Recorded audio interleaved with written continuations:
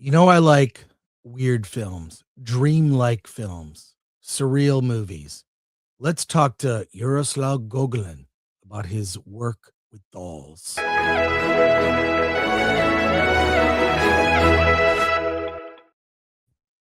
Hey, Hello. Jaroslaw. Hi.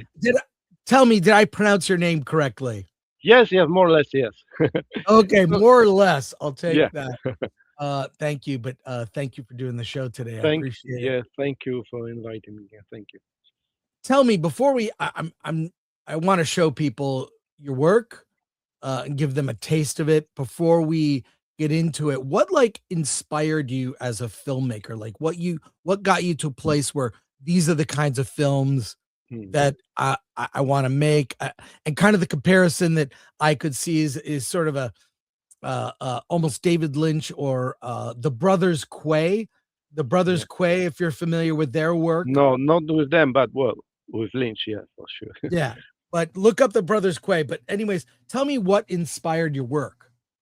I mean, I was always interested from my childhood about the supernatural, weird stories, mythology, and then it's like, so all the, like thrillers, and weird stuff, mystery, eerie films. That was, and usually I was like drawn to something I haven't seen before. So, catching my, oh, that's interesting, way of, telling story. So I was like always interesting to explore, you know, a little bit, this way, that way. And I was always drawn to the films which were bringing something new, something fresh. So And yeah, your workspace right here, is that on the shelf? Is that some of your work? I'm, I mean, over there, Yeah, I yeah. mean, yeah, there are the dolls. So I've got quite a few of them. I'm not getting rid of them, after filming.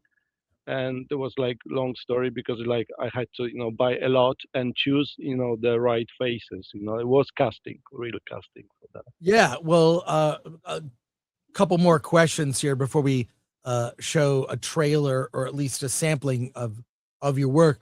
Why do people find dolls so terrifying?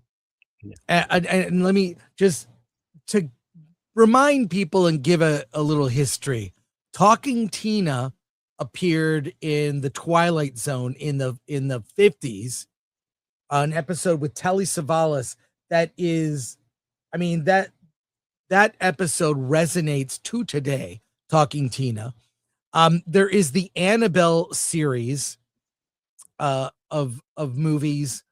There's also a series of movies, The Boy. I'm not sure if you've heard of The Boy. And then frightening visions of dolls have appeared throughout, I would say, horror cinema. Were you inspired by that? Like, and then you were inspired by it. And then also, why do people find it so haunting?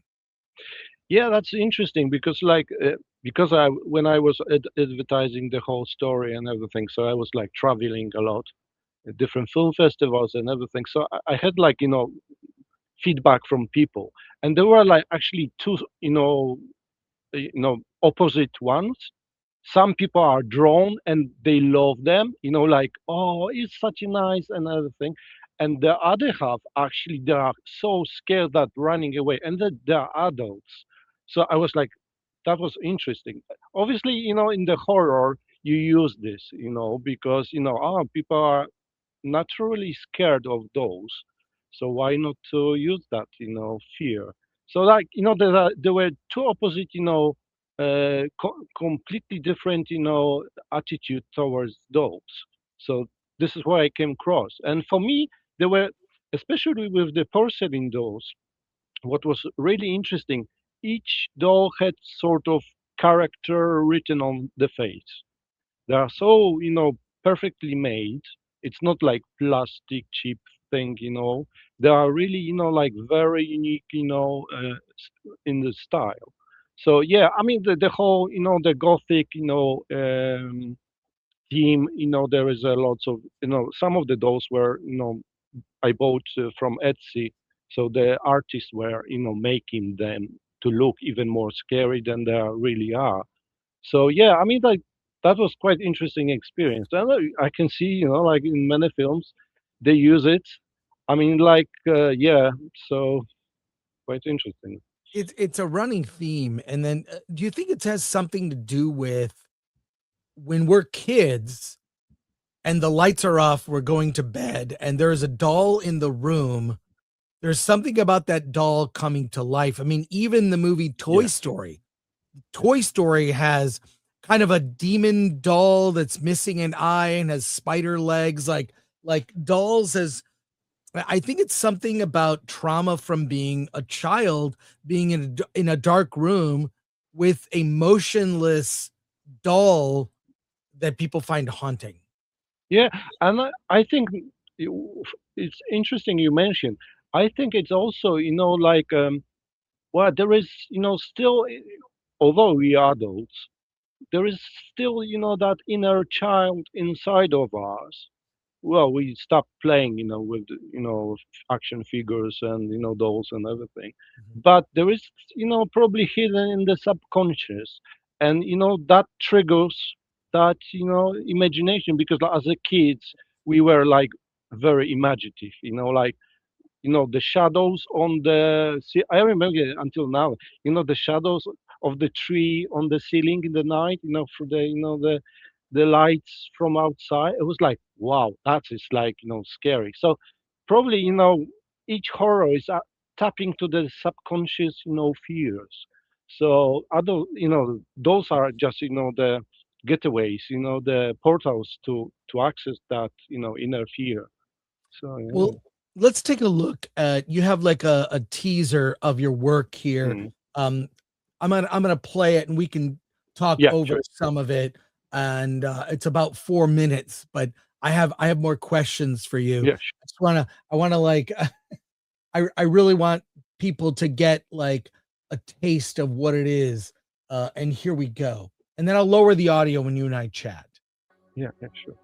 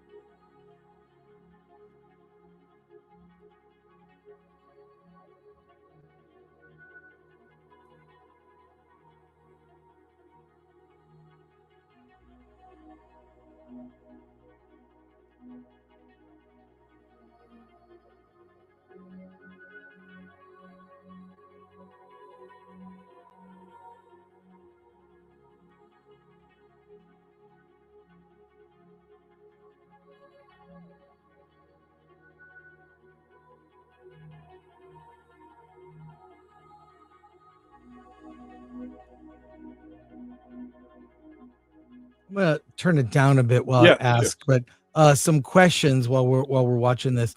How did you cast your characters of dolls? That was like typical, director's point of view because, like, um, I gathered, quite a lot. Especially, I was buying, on eBay you can buy, bulk of used dolls, like 10 or 12.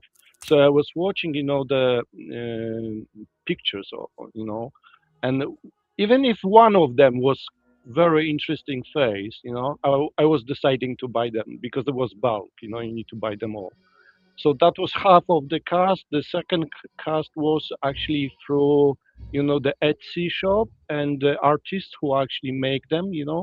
So, for example, there's one doll I've got next to me, and she was made, from start to the end, and she's like the only one in the world. So it's like very unique. Obviously, all the artists to making them. So, like I had that story in my head. So I was picking up, more the characters of the dolls. So when I was watching, the face, I could understand. All right, when she obviously doesn't speak, what character she might be. And it was quite interesting because I tried this on the Facebook, with my friends. I put, a few dolls, and I asked them, "Oh, I'm looking for, like introvert, which is shy but strong inside," and like I gave description, and there were response of my friends was, and I knew that is working. So it's like even like seeing the face, you can guess the character of the doll. So yeah. Now, would you consider yourself an experimental filmmaker? I mean, that was because the funny is like at the beginning of the story, it was supposed to be live action with actors. So it wasn't like that, in my mind first. And then obviously I started to talk with some actress because they were like different story. Obviously the doll part was more or less the same because she was thrown away from the home, ended up in the forest, and there was adventures, but there was a human aspect as well because they were human, interacting. The human actually throw away the dolls, so there was like teenager girl. I don't want to go deeper, but it was like whole story with the actors. So it was like sort of puppet master, like that story. So it was like action. So then strangely, all the actors were not so interested, Mhm. and I thought, wait a minute, and that was the first project actually I was paying, so it wasn't like for free or something. So I decided to finance myself and pay everybody apart from myself. But that it was like strange reaction because usually actors wants to play, especially when it's paid, and was like, oh. And then I remember, the Guillermo del Toro once said that if something is not going according to your plan, that maybe the universe telling you, no, there is a other way. Try the Right. other way. So Yeah. I was like, not panicking. Okay. So then I adjust the story a little bit just to make the doors I'm themselves, living. Now I'm curious, what has been the reaction when you've screened the movie at festivals? I mean, even selection was for me winning because somebody noticed it. Like I can understand it's like the perfect WTF, films. It's like Yes, that's the weird. word I was gonna use, Yeah, yeah, yeah, WTF. yeah. And it's like I knew that it's like not the mainstream sort of. Like yeah, there were many films like I mean the Jim Henson. Like he, his whole career was puppetry, but they were talking. And the puppet master, yeah, there were puppets not talking, but at least the actors were talking. So that was like a bit one more step further, to and that that taught me a lot, how to make story, visually, purely visually only, So that is probably lesson I learned. I'm gonna use my next projects, like to focus because this is what I like actually, showing more than the exposition through dialogue. So Well, it definitely feels like a movie I would watch late at night, fall asleep to, wake up and it's still on, and be terrified. yes, yes, and like 2 years ago, the film, or less than two, was selected, and actually I saw in the cinema during Macabro Film Festival. It's in Mexico City. It was like Mhm. many days, the horrors only, and was qualified as a dark fantasy. So like they qualify as a dark fantasy. I saw it, the film, twice in the cinema, which was for me great, Mhm. experience. And then actually, that was the 1 hour 50 minutes. Yeah. I thought I might, like trim here and there, and Right. the story will be still the same. So now is the 1.5 hour version.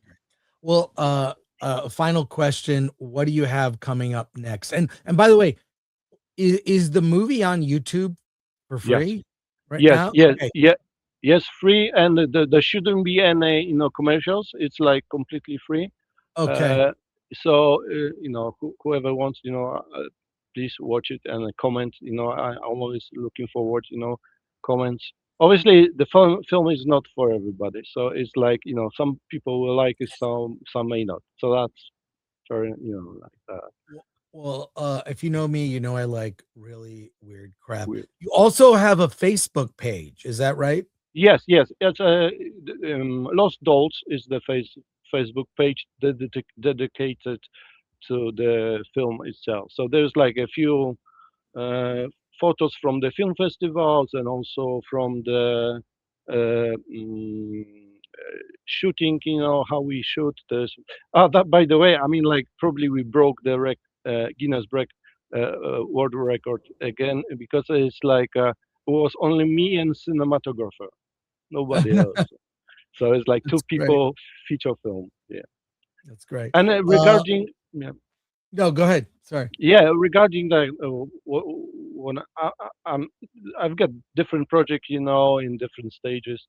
So I'm finishing now 3D animation. So it's like well, I've got all I need to do is the sound design to finish. So that's gonna be 3D animation made in Unreal Engine 5. Uh, I keep writing because I've got quite a few feature length stories. My genres are supernatural, fantasy, and science fiction. These three. So this is where I'm focusing. Well, I think dark fantasy definitely describes it. Yeah. Jaroslaw Gogolin, thank you so much for Thank talking you to me very much. today. Thank you. Have a great rest of your day. And where are you now? Where are we talking to you from? I'm living in London for 20 years Oh, now. So that's so great. yeah. Thank you Awesome. for thank you Well, for take conversation. care. Have a great Thank you. rest of your night. It's later for you. Yeah, yeah, yeah, it is. Thank Cool. you. Take care.